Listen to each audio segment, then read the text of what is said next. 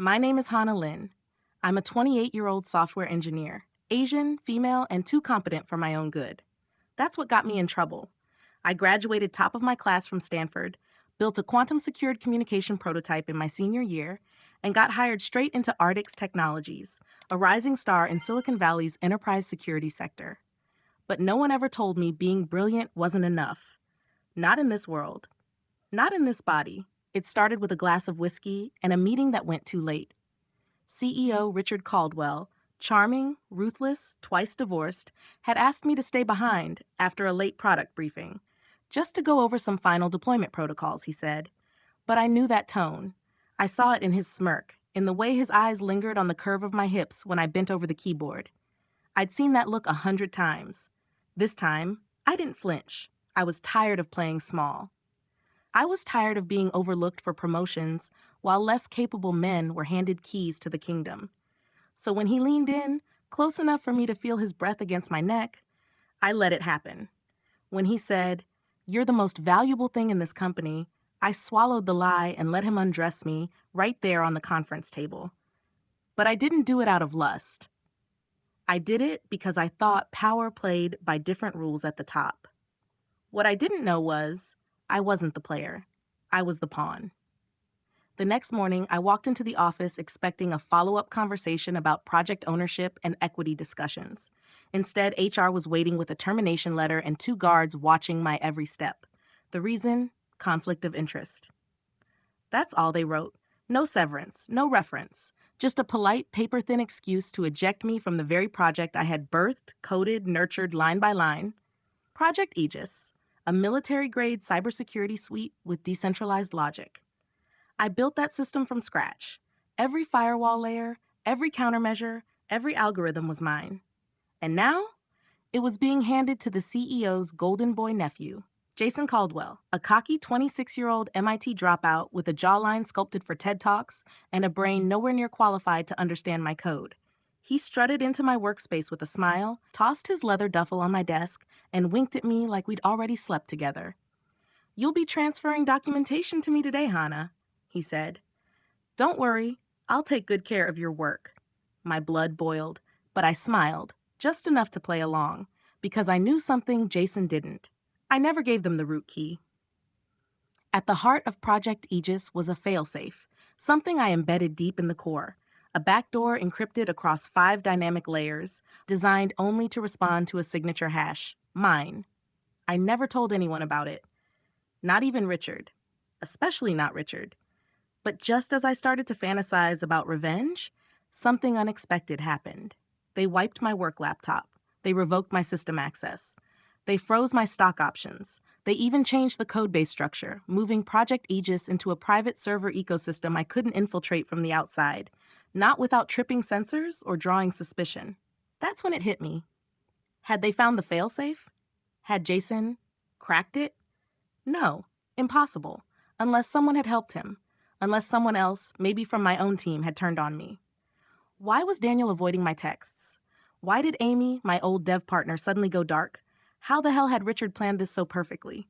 I started to realize this wasn't an impulsive betrayal. It was calculated, engineered, and worst of all, I'd walked right into it, with my legs wrapped around the man who would gut my future with a smile. I had never felt more naked, not even when I was pressed against Richard's chest, moaning his name like it meant something. I was stripped bare, exposed, mocked, my ambition weaponized against me. And yet, in that moment of ruin, I remembered something else. I still had the original source code, buried deep in a Git repo that looked like an anime fan page I'd hosted since college. Hidden beneath layers of hentai images and fake forum threads. They'd never find it. They didn't even know to look. But what could I do with it? How could I strike back without access? How could I even begin to fight when every angle felt watched, every ex-teammate turned cold, every whisper in the office hallway just a reminder? She thought sleeping with the boss would make her a partner. They thought I'd crawl away, ashamed. They thought I'd disappear. They were wrong. Because here's the thing Richard never understood. Maybe because he only ever saw my skin. I never learned how to quit. And they just gave me a reason to build something new. Not a product, not a company, a trap. But if I was going to do this, I had to start from scratch, which meant going dark. For now. But even as I packed up my desk under the dead stare of a security guard, my mind was already racing. Would Jason activate the deep code layer without checking the logic dependencies? Would the system recognize his access as a rogue thread? Would the checksum trigger before or after the second stage payload? So many variables, and just one fatal flaw in their plan. They underestimated the woman they tried to erase. Jason Caldwell walks like he owns the air around him. His suit's too tight, his smile's too white, and his arrogance could power a mid-sized city. Watching him parade through the office like some victorious prince, I felt my jaw tighten. He'd already taken my project. Now he wanted my dignity. "I hope you're a good teacher," he said, dropping into my chair, legs spread like he was lounging at a beach club. "Because I learn better when you whisper instructions." I didn't flinch. Instead, I leaned over him, close enough for him to smell the vanilla in my hair, feel the curve of my lips near his ear. "Only if you keep your mouth shut long enough to listen," I purred. He laughed like he'd already won, like I was just another conquest on his cocky little list. What he didn't know, what none of them knew, was that every word I spoke, every glance I gave, was part of the plan now. I was going to dismantle them, one moan at a time if I had to. The next week was a nightmare performance of seduction and submission. By day, I handed over documentation and walked Jason through key system modules, planting adjustments he didn't have the background to question. At night, he'd text me drunken suggestions like, "Let's work late. You bring the brains, I'll bring the champagne." I played along, even let him get handsy under the desk once, just long enough to keep him stupid. But something kept bothering me. His questions were too targeted, too precise. He wasn't just winging it. Someone was feeding him real insight. I needed to know who, so I baited him. "I bet Richard didn't even read the new compression protocol you guys added," I said one afternoon, faking irritation. "He never understood that stuff." Jason paused mid-sip from his Red Bull. "Oh, he didn't add it. Amy did. Amy. That bitch." We'd been friends since our internship at Intel, the kind that shared secrets, ramen, and tequila-fueled breakdowns. I taught her Python. She taught me how to fake a confident smile. And now, she was in bed with my enemies, possibly literally. I excused myself, locked myself in a bathroom stall, and texted her. "Me? Just saw your fingerprint on Jason's code. Congrats. Didn't realize betrayal came with stock options." "You did this to yourself, Hannah. You played too hard. No one wants to work with someone always 2 steps ahead." That stung. Not because she was wrong, but because she was right. But if they thought I was done, they hadn't seen the rest of the play. Later that night, Jason invited me to his condo to review network protocols. Of course he did. His place was a glass-walled penthouse with minimal furniture and maximum ego. He answered the door shirtless. "You came," he said, eyes trailing down my legs. "I always do," I smiled, stepping inside in a silk blouse barely buttoned and a skirt that whispered promises. Eventually, we drank. I laughed. He tried to grope me on the couch, and I let him, long enough to distract him while I slipped a tiny USB drive into his laptop. He thought I was undressing for him. In truth, I was uploading a silent trace script, something custom I'd written that would mirror his drive structure and email pings. But then, nothing. The code failed. It hit a hidden firewall that shouldn't have been there. His system was protected by a defense grid 10 times more advanced than Arctic's ever used. The kind I hadn't seen since? DARPA. How the hell did Jason get his hands on that? I was still staring at the error message when I felt his hand wrap around my throat. Not hard, not violent, but firm. "Something wrong?" he whispered, his lips grazing my cheek. I smiled. "Just overwhelmed. You're not as dumb as you pretend to be." He leaned closer, his breath hot. "Neither are you." Shit. He knew. I pulled away, slowly, gracefully, standing up and fixing my blouse. "I should go." He didn't stop me. He just stood there, shirtless, watching, eyes narrowed like a predator that wasn't done yet. Back at my apartment, I ripped the USB open. Nothing. Wiped. Not just blocked. Cleaned. No trace it had ever connected. No log, no timestamp. Jason hadn't just caught me. He let me try. That bastard was playing his own game. And I had no idea how far it went. For the first time, I felt afraid. And then my phone buzzed. "He knows. He's setting you up. Don't come to work tomorrow. D? Only one person signed off that way. Daniel. My ex, the only man who ever matched me line for line in C++ and blow for blow in bed. We hadn't spoken in over a year. Not since I caught him debugging my emails to find dirt for his new employer. So why warn me now? What did he know? And why was he helping me? I didn't sleep that night. Too many questions. What firewall was Jason using? Why was Amy helping him? Why would Daniel reach out now? What if Richard was never the real enemy? And the biggest question of all, was I still in control? Or had I already lost? The next morning, I didn't go to the office. Instead, I watched it through a cracked VPN tunnel into the building's internal CCTV, something I'd rigged months ago during a system upgrade. One camera on the lobby, one on the server room, one on the executive floor. I saw Jason walk in wearing a smug navy suit and the confidence of a man who thought he was untouchable. Behind him, Amy, hair curled, skirt tight, heels clicking in rhythm with his. They looked like a power couple, my power couple. I kept watching, waiting for a signal, anything that would justify Daniel's late-night warning. But nothing came. No lockdown, no purge, no announcement. Was Daniel wrong? Or worse, was he baiting me? My laptop pinged. Encrypted message from... You were supposed to trigger the Trojan last night. Jason fed you a dummy network. The real system's been air-gapped for 2 weeks. They let you in so they could log every keystroke. My stomach twisted. Of course. The USB drive didn't fail by accident. They'd rerouted access to a sandbox environment and monitored everything I did. Meaning, they had my payload. They had the code I'd written. The trap meant to take their system down. And if they reverse engineered it, they could trace the original architecture straight back to my hidden Git repo. I reached under my bed and pulled out the old college laptop, the one with the anime homepage and the buried backup. I booted it up, fans whirring, pixels flickering. It was gone. Gone! The entire repo wiped clean, the proxy chain severed, which meant one thing: they were in my apartment. I stood slowly, heart pounding, suddenly aware of every creak in the floorboards, every shift in the shadows. I checked the hallway. Nothing. I wasn't safe here anymore. I wasn't safe anywhere. I drove 2 hours north to Santa Rosa, to a cabin that belonged to an old friend who now lived overseas. No Wi-Fi, no cell tower reach, just a cold hard floor, a solar panel, and the kind of silence that used to help me think. But right now it only screamed failure. I had lost control of everything. My system, my secrets, my allies, even my vengeance. Jason and Richard were always one move ahead. Amy had flipped. Daniel's motivations were murky. And me? I was a disgraced ex-employee with no leverage, no allies, and the humiliating memory of letting 2 men fuck me over. One literally, one digitally. But I wasn't out. Not yet. Because in that miserable silence, I remembered something. Something they'd missed. The Aegis protocol wasn't just a system. It was a self-mutating environment.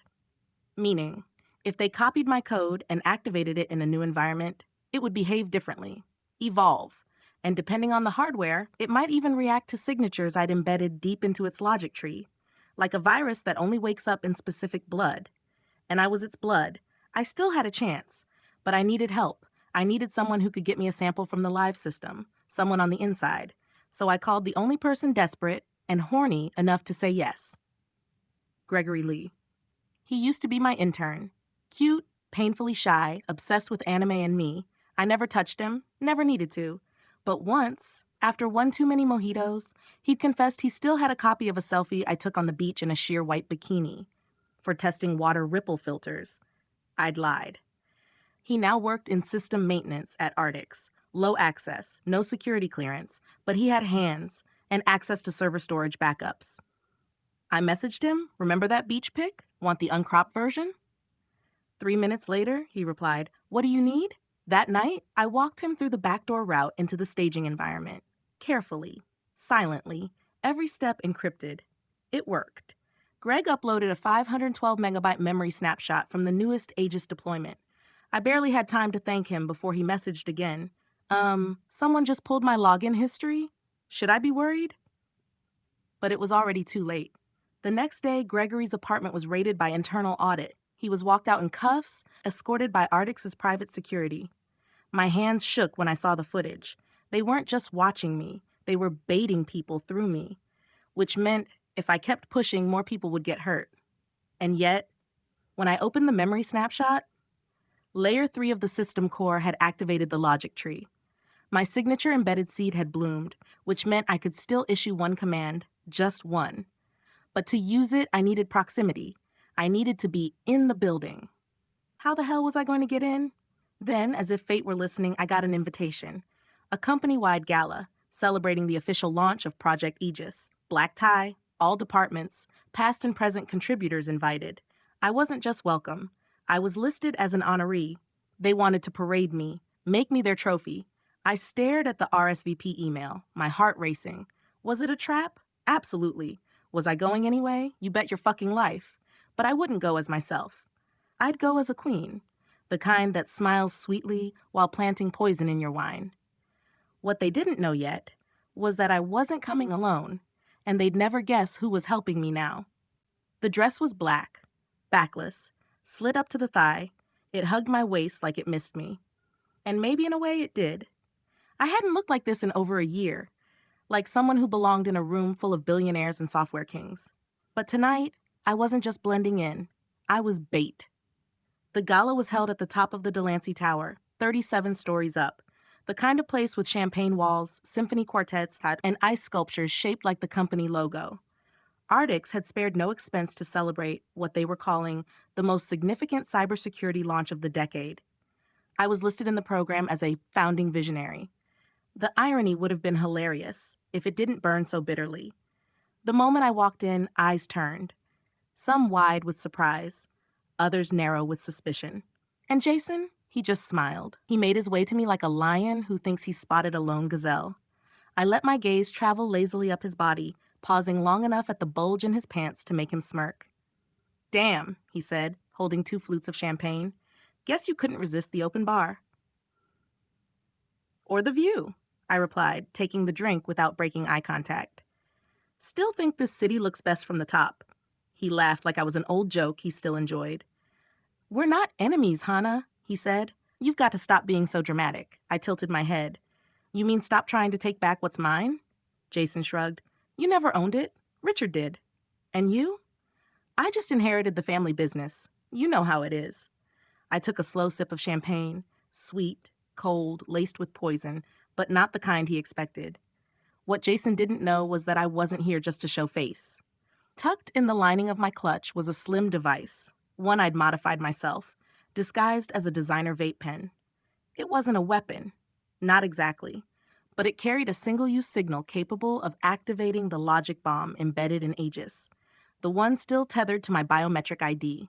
It could only be triggered within range of the core server node, located on the executive floor, behind a glass door guarded by 2 armed men and a biometric pad tied to senior staff retina scans. Impossible? Almost, unless someone else got me inside. "Dance with me," Jason said, extending his hand. I let him lead me to the floor, our bodies a slow grind between violins and murmurs. Every third step, his hand dipped lower down my spine. Every twirl, his breath brushed my ear. "You still feel the same," he whispered. "You don't." That made him pause. I pulled back just enough to meet his eyes. "You feel colder." He smiled at that, shark-like. "Power does that." And in that moment, I almost forgot why I hated him. Almost. Because the way he looked at me, like he wanted to own me, break me, tame me, it was addictive. But I'd been owned before, and I wasn't here to play submissive. So when the music slowed and he leaned in like he was going to kiss me, I whispered, "Show me the server room." He blinked. "Why would I?" I ran a finger down his chest. "Because I'm wet thinking about how much damage I could do in there." That did it. Jason's ego always got hard before his dick. 10 minutes later, we slipped out of the ballroom. No one noticed, or maybe they did, and they thought it was just 2 former colleagues reigniting some toxic flame. He typed in the code to the elevator, his thumb hovering over the biometric reader. I wrapped my hand around his wrist. "You ever wonder why I let you fuck me that night in Palo Alto?" I asked. Jason didn't answer. Just pressed his thumb and watched the doors slide shut. "I didn't," I said. "I know," he muttered. "You were just trying to win." The elevator dinged. Executive floor. I stepped out first. The server room stood behind bulletproof glass, humming with blue light. 2 guards stood by the door, rifles resting across their chests. Jason turned to me. "So, what now? You want a selfie with your stolen child?" I leaned into him, brushed my lips against his neck. Not quite, I said. And then I jabbed the vape pen against the underside of his wristwatch. His eyes widened. What the fuck was that? Trigger relay, I whispered. Using your RFID token as a piggyback. You just unlocked the system for me. I walked past the guards, who didn't stop me, because to the system, I now read as Jason Caldwell. Inside the server room, my fingers flew across the terminal, navigating to the logic kernel. I was in. A flash command. Initiate Sigma branch, seed, Anna Lynn primary. The screen flickered. Accepted. Suddenly alerts blared across the dashboard. Jason was outside, pounding the glass. What did you do? He shouted. But it wasn't working the way I expected. The logic bomb didn't detonate. Instead, a secondary script loaded, one I didn't write. Override detected. Control transferred. My mouth went dry. Richard, he'd seen this coming. I looked up. The hallway camera tilted like it was watching me squirm, then a speaker crackled above the server, and I heard his voice. Smooth, deep, still smug. Did you really think I'd let you have the last move, Hannah? My skin turned to ice. Jason hadn't been leading me into my victory. I'd walked into their trap. Again. And this time, Richard wasn't alone. Richard wasn't alone. I saw before the server room lights cut to black was Amy, standing beside him. Smiling. Darkness. Total and disorienting. The server room lights snapped off, replaced by the soft glow of red emergency diodes. Alarms didn't scream, no sirens, just a low hum of shifting air and containment protocols kicking in. I knew this hum. It meant lockdown. The walls sealed, doors magnetized shut, airflow restricted. I was now a rat in a cage. I spun back to the console. The screen still glowed, taunting me. You've been predictable, Hannah. Below it, a countdown. Richard wasn't just watching. He'd pre-written this moment. I tapped furiously, trying to override the override, to claw back control, but access was restricted. Root privileges revoked. Even the hardware signature of my logic pen had been quarantined. They hadn't just baited me in, they'd used me. Used my own code against me. Used Jason as the fool I was supposed to outsmart. Used Gregory's trace to map the remaining branches of my Git structure and reconstruct the trap I thought only I could trigger. And now? Now they were locking me inside my own goddamn logic bomb. But why wasn't the system frying yet? Why not delete me completely? Because Richard didn't want to kill me. He wanted to show me what real control looks like. The speaker crackled again, and his voice poured in like poison. You were always the most dangerous woman I ever slept with, Richard said, but I'm the one who turned you into that. I closed my eyes, trying to regulate my breath. I couldn't panic. Panic gets you dead. I scanned the perimeter. No ventilation, no back doors. But there was a maintenance panel in the back corner, flush with the wall, just large enough for a service toolkit and possibly an escape route. If I could pry it open. I crossed the room, heels clicking against tile, and jammed the tip of my heel into the bolt seam. 1 twist, 2, it popped. Behind it, wiring, emergency power supply, and tucked in the corner, a manual override switch. It wouldn't reboot the server, but it might reboot the access chain. I flipped it, nothing. Then, a flicker.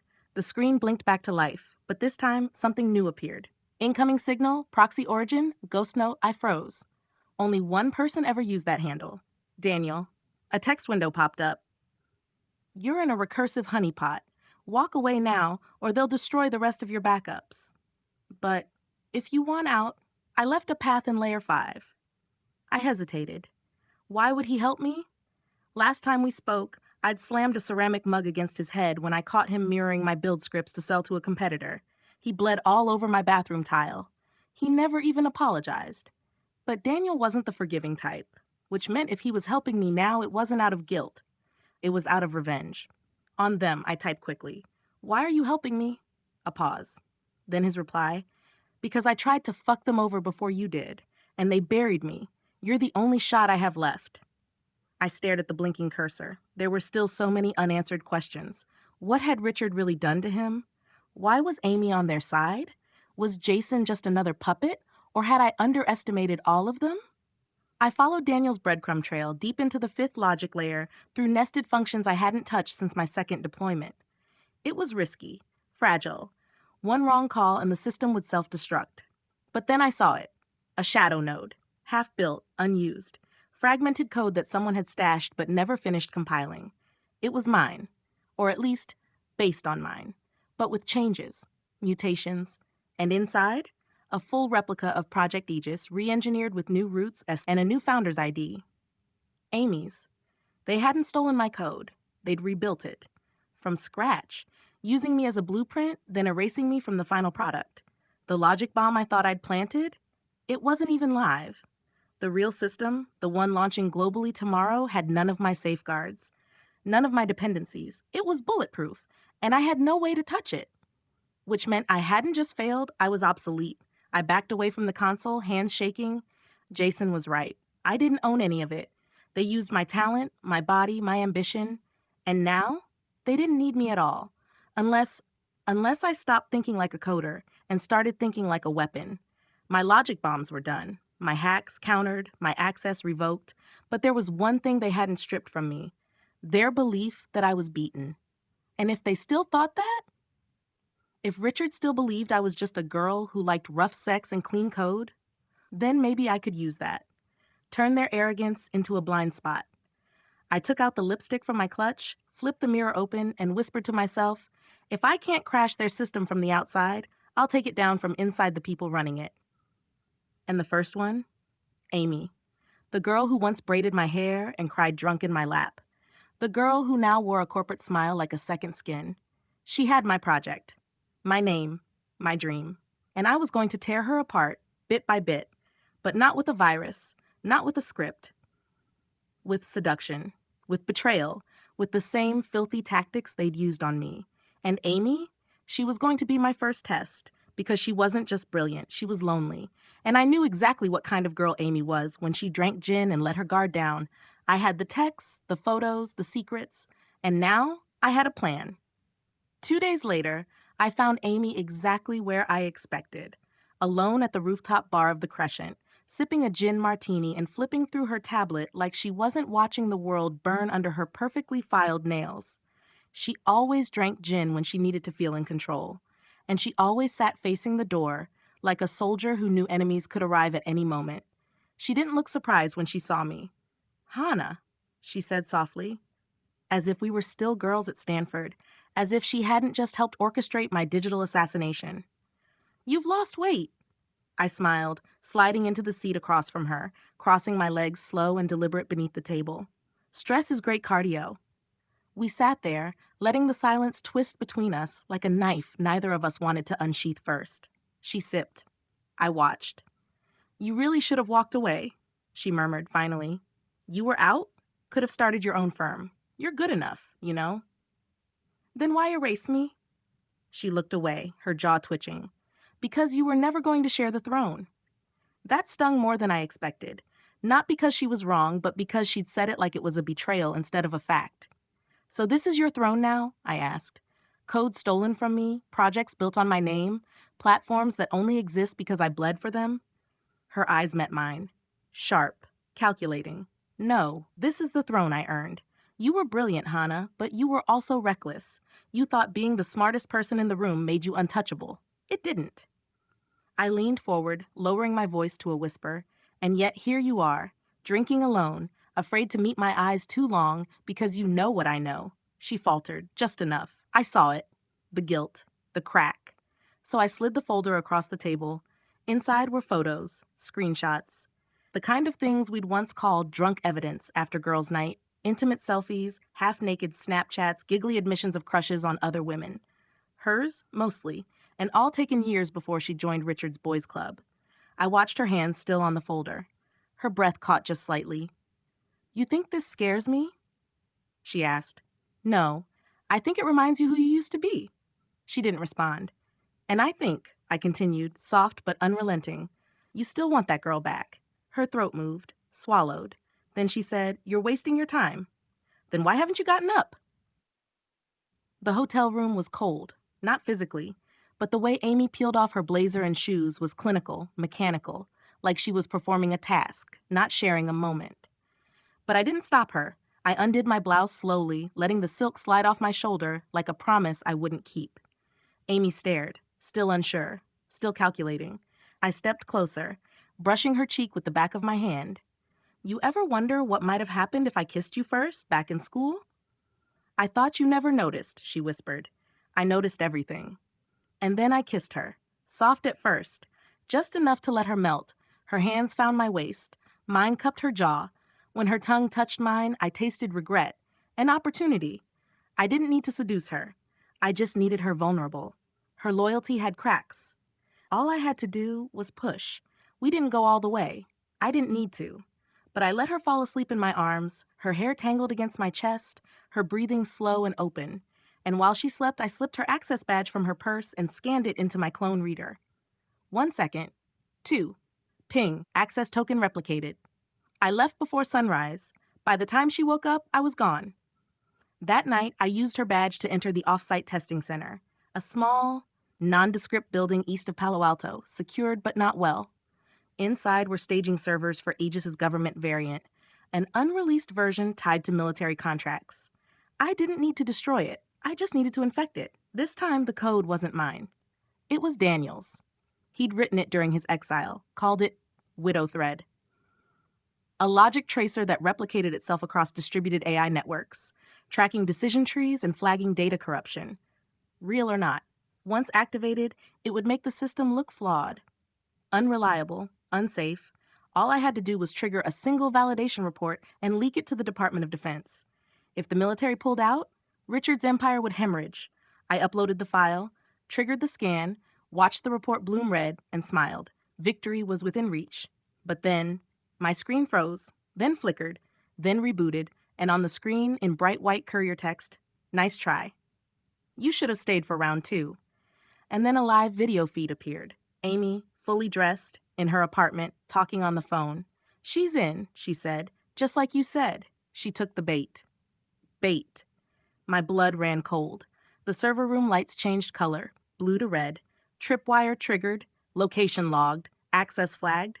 I looked up at the corner of the room, saw the camera pivot to stare directly at me. The whole thing had been a setup. Amy had played me. She let me kiss her, let me touch her, let me think I still had power. And now, I just tripped a federal intrusion trace. Richard had turned the system into a snare, and I'd wrapped the noose around my own neck. I bolted from the building, burning the clone badge as I ran, but I knew it was already too late. By dawn, I'd be flagged as a national security risk. The FBI would knock on my door, and everything I'd built, every line of code, every plan of revenge, every illusion of control, would be ash. Unless I made one last call. The one man Richard feared enough to blacklist. The one man who taught me how to write code that could lie to machines. My father, and he hadn't spoken to me in 6 years. My father's voice hadn't changed. Still cold, still precise, still carrying that edge of disappointment like a blade under silk.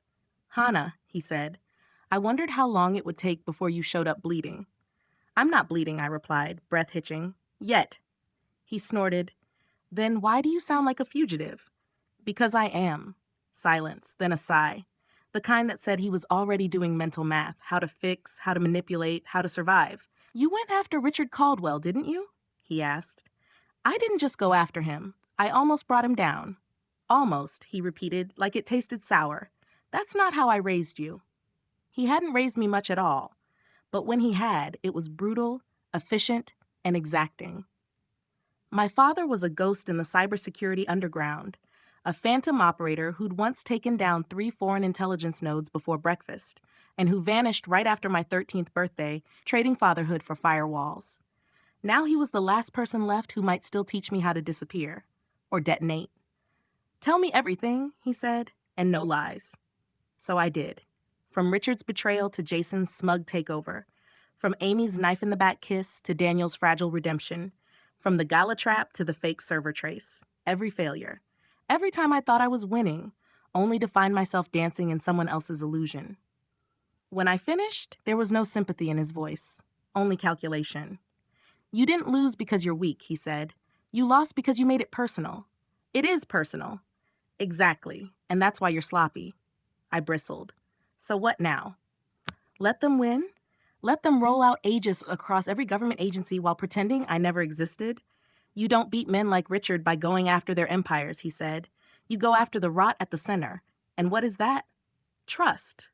He paused. Then he added, and I know where his is weakest. I arrived in New York 14 hours later under a forged identity. Hair dyed black, contacts in, a bag full of burner drives and 3 changes of clothes. My father had arranged everything: a safe house in Williamsburg, a contact on the inside of the SEC, and a name I hadn't heard in years. Harold Vexler, Richard's real investor, the shadow behind the scenes. While Richard smiled for cameras and shook hands with generals, Harold moved money, billions, through proxy firms, ghost holdings, and private ledgers built on barely legal AI valuation schemes. He wasn't just backing Arctics. He was laundering entire contracts through Aegis Tech. And if I could get proof, if I could expose even one false valuation connected to Project Aegis, I wouldn't need a logic bomb. I could make the entire government pull their plug. But getting close to Harold was suicide. Unless I wasn't Hannah Lynn. Unless I was someone else.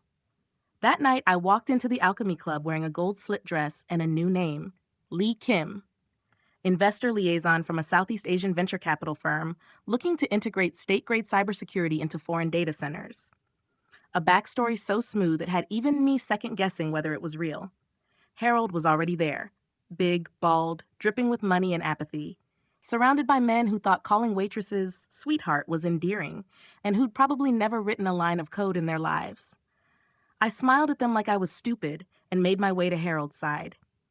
"You look like a man who likes things that can't be traced," I said. He turned, gave me a slow once-over. "And you look like trouble." "Only if I'm bored," he laughed. That got me the seat next to him, a drink, a conversation, and a chance. Within an hour, I was in his car. Within 2, I was in his suite. And within 3, I had cloned his phone while he was in the shower, humming to a jazz station and calling me that spicy thing from Singapore. God, I hated him. But the clone worked. My drive buzzed, files downloading, Project Aegis investment memos, offshore account trails, internal reports showing they knew the system failed self-validation during combat stress simulations. And they launched it anyway. Because the money was too good. I had what I needed. But as I turned to sneak out, Harold stepped out of the bathroom, towel around his waist, cigar already lit. "Going somewhere, sweetheart?" I froze. Smile, smile, smile. "Just getting some air. Your room smells like overpriced smoke." He chuckled, but then his eyes narrowed. "You know, I've seen you before. Not as Lee, somewhere else." Panic bloomed in my chest. "I'm very forgettable," I said, moving for the door. He blocked it. "You're the girl who Richard used to fuck. The one who coded that first-gen prototype." He was bluffing. Maybe. I took a breath, tilted my head, and purred. "And you're the man who just spent 2 hours trying to stay hard, so maybe we both pretend tonight didn't happen." Silence. Then laughter. "Spicy and smart," he said, stepping aside. "Careful, sweetheart. Richard doesn't like ghosts rising from the grave." I left. Fast. Back in the safe house, I decrypted the drive and uploaded the most damning documents to 5 media outlets under anonymous credentials. I leaked investor reports showing falsified security ratings. I posted back-end logs from Aegis's failed military sim test. And I flagged 2 offshore accounts directly tied to Harold's holding company. By morning, the SEC was on fire. CNN ran a segment with my code scrolling in the background. Anonymous whistleblower exposes fraudulent valuation at Arctics Technologies. The stock tanked 32% in one day. Richard didn't issue a statement. Neither did Jason. But Amy? She texted me. "You really think you won?" "No, not yet." "Then you should probably know. Daniel sold you out weeks ago. Everything he gave you, scripted by Richard." "You're lying." "Then check the metadata on that leak drive and ask yourself who really benefits from Harold going down." I opened the logs, stared at the compiler trace. Daniel's signature buried at the bottom, meaning the whistleblower drop. The explosion of victory. It was a cleansing. Richard used me again to purge his biggest liability. Harold was always going to be the fall guy, and I just played executioner. Jason would inherit the company clean. Amy would rise to CTO. And me? I was still the ghost. My phone buzzes. An anonymous number again. I almost don't answer, but something tells me to. A whisper in the back of my mind that says, "This is the last door before the descent." I swipe. Daniel's voice comes through, low and steady.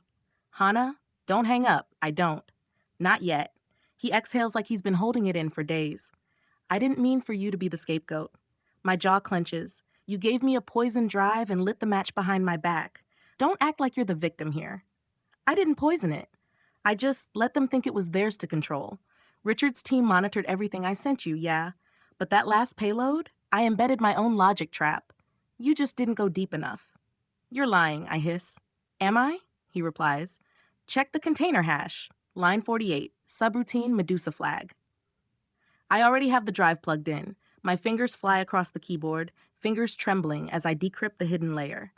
There it is, Medusa flag.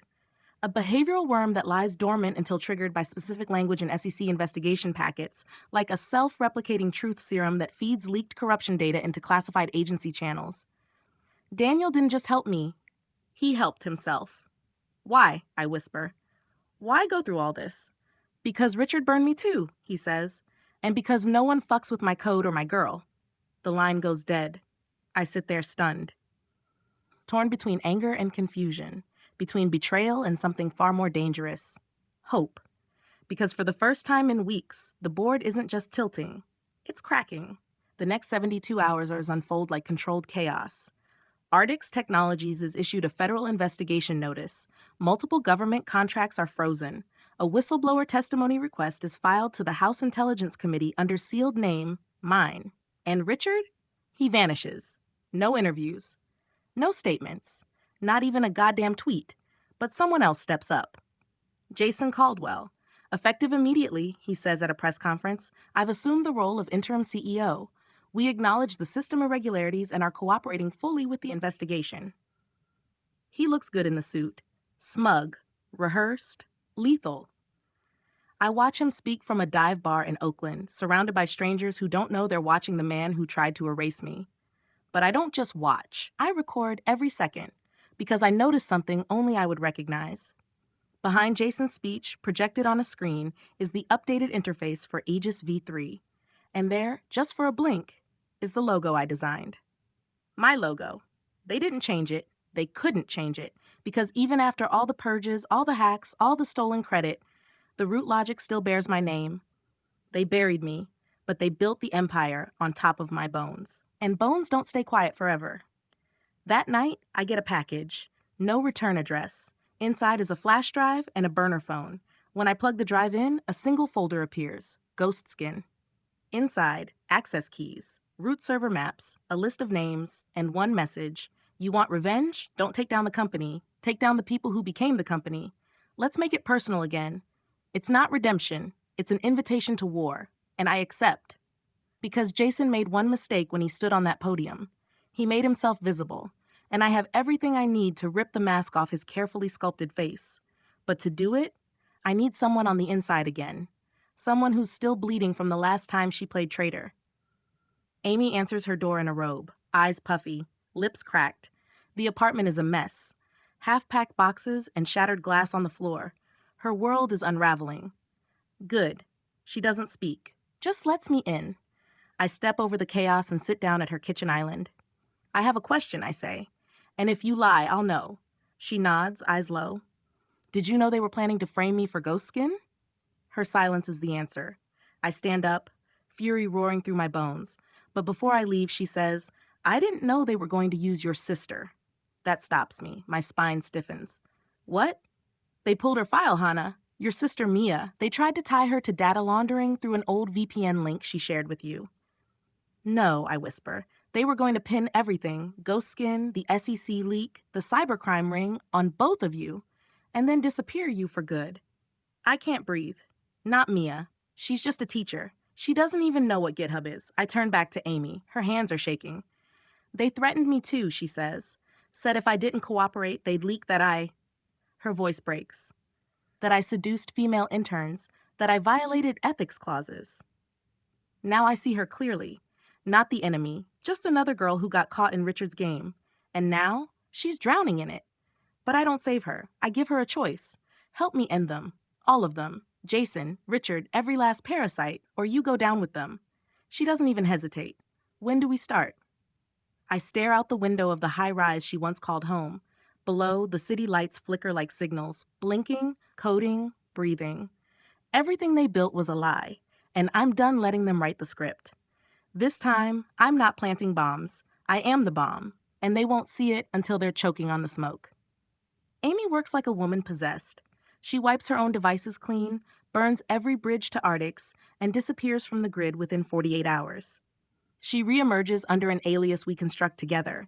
Melina Kwan, a freelance cybersecurity consultant from Toronto with a fake LinkedIn trail, a resume of buzzwords, and a trail of dummy clients built from code I spun up in a single night. She's back in. Jason doesn't suspect a thing. Of course he doesn't. He thinks Amy's too broken to fight and too ashamed to return.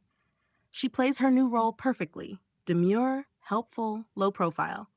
In her first week back, she recovers administrator access to the Vault, a black site server that stores every executive message ever sent since Aegis went into development. It's encrypted behind layers of AI-authenticated logic that requires not just passwords, but patterns, speech cadence, typing rhythms, even mood modeling. But Amy used to be part of the input team that designed it. And she remembers one thing Jason didn't change: the backdoor trigger phrase. She says it aloud on a Zoom call, buried inside a boring presentation on latency rates. And of course, we should always be prepared for uncertainty, with certainty. The vault opens, and inside, every goddamn secret we'd been missing. Emails confirming Richard ordered data suppression on failed DoD simulation reports. Chat logs showing Jason begging for favors from a defense contractor, offering inside access for early investment tokens. And worst of all, a voice memo from Jason himself, sent to his private counsel, timestamped 3 days before my termination. His voice, cool, deliberate, clear. She's brilliant but reckless. If we play it right, she won't just go quietly. She'll go down in flames and take every threat to our chain of control with her. Use her, milk her, then torch her. He knew. He always knew. I stare at the waveform, my breath shallow. It's not just confirmation. It's confession. Jason orchestrated every betrayal. Richard may have been the face, but Jason was the puppeteer. He used Amy, he used Daniel, he tried to use Mia, and now I'm going to make him watch everything burn. We leaked the voice memo to an independent investigative podcaster, the kind with a rabid following and zero patience for corporate bullshit. Within hours, it's viral. Caldwell conspiracy trends globally. Memes explode, videos dissect every word. Thread after thread breaks down timelines, power plays, and manipulation. Jason issues a video statement, but his eyes twitch and his smile strains. He's cracking. I feel it, but I want more, because I'm not here just to bring him down. I want him to beg. That's when I hatch the final move. We bait Jason into believing there's still one more threat left, an original key holder with access to Aegis Zero, the first raw logic build I designed before Arctics even filed for patents. I claim to have buried it in a hidden node called Horizon.Gate, stored on an old quantum-safe drive in a locked external vault. It doesn't exist, but he believes it does. We leave the breadcrumbs carefully. Old email snippets Amy recovers, a half-corrupted registry file with Horizon.Gate ID, even a ghost entry in a security patch list. Jason's too arrogant to audit. He takes the bait and sets up a secret off-the-books transaction to recover Horizon Gate from what he believes is a private black market broker. The broker is me. Dressed in leather, voice masked, I meet him in an underground data locker facility in LA. He's cocky when he sees me, almost amused. "Hannah," he says, smirking. "Nice disguise, little dramatic, don't you think?" I shrug. Wouldn't be our style if it wasn't. He tosses me a duffel full of crypto wallets. "There, take it, just give me the drive." I hand him a matte black USB. He snatches it, plugs it into the portable terminal he brought, and clicks. The screen flashes, and then a video loads. It's him, from a security feed in his own office, hands around Amy's throat, dragging her down onto the desk. Her screaming, crying. The timestamp? Last year. During the first test launch, he stares, frozen, because he knows what's coming next. The camera angle changes to a direct shot of his face. He rips the USB out, too late. The files have already replicated to the terminal, and the terminal is broadcasting. I whisper, low and calm, "Smile, Jason, you're live." His mouth opens, but no sound comes. A timer appears on the terminal, uploading to 83 nodes. Then, distributed to 1,600 newsrooms, NGOs, legal archives, he lunges at me, but I'm already gone. Amy and I watch the fallout unfold from a cabin in Washington. She's curled against my side, a whiskey in her hand, her hair still damp from the shower. Jason's mugshot flashes across the TV, charged with sexual coercion, conspiracy, and federal tech fraud. Richard's been extradited from Dubai. Harold Vexler's already facing tax evasion. The company's stock is at $3.07 a share and still falling. Aegis is suspended indefinitely pending investigation. And me? I'm still legally dead. No name, no taxes, no records. But I'm everywhere. Ghost Skin spreads like a digital urban legend.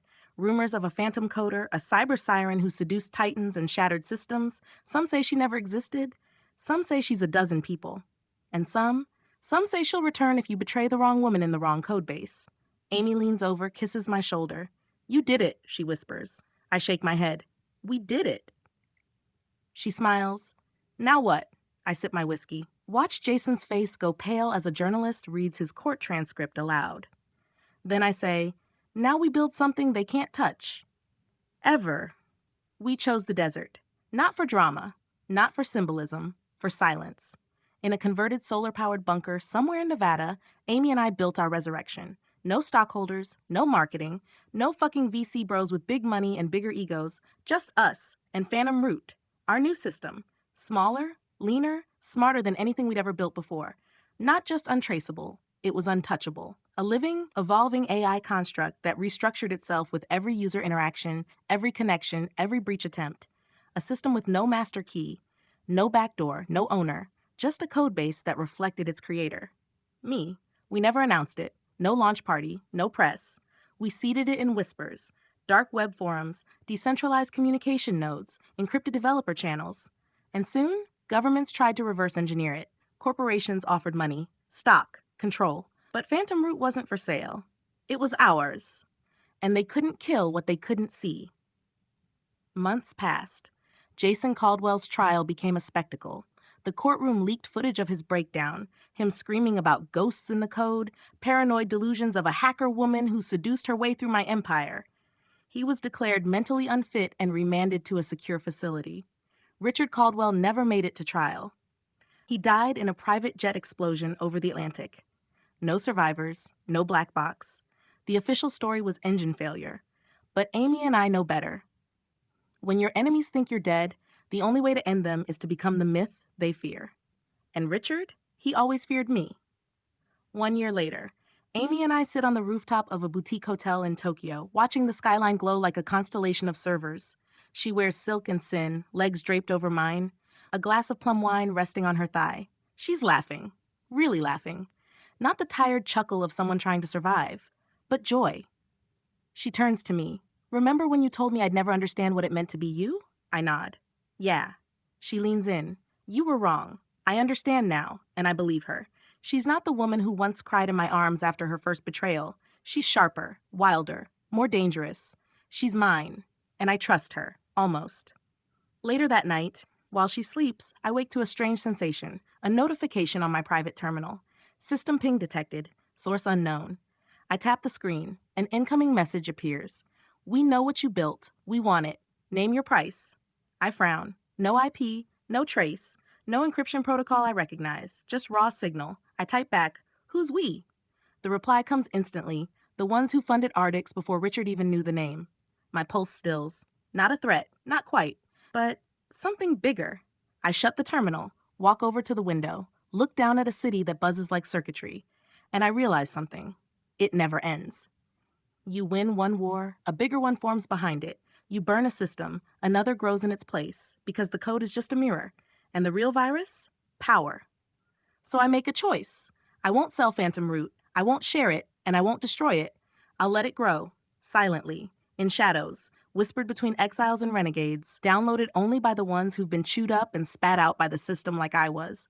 And when someone else is betrayed, when some other girl is fired, exploited, fucked, erased, she'll find me. She'll find us, and we'll teach her how to rewrite the world, one line at a time. The last thing I delete before going offline? My name. Because Hannah Lynn was the girl they broke. But what I've become? There's no name for that. Only consequence.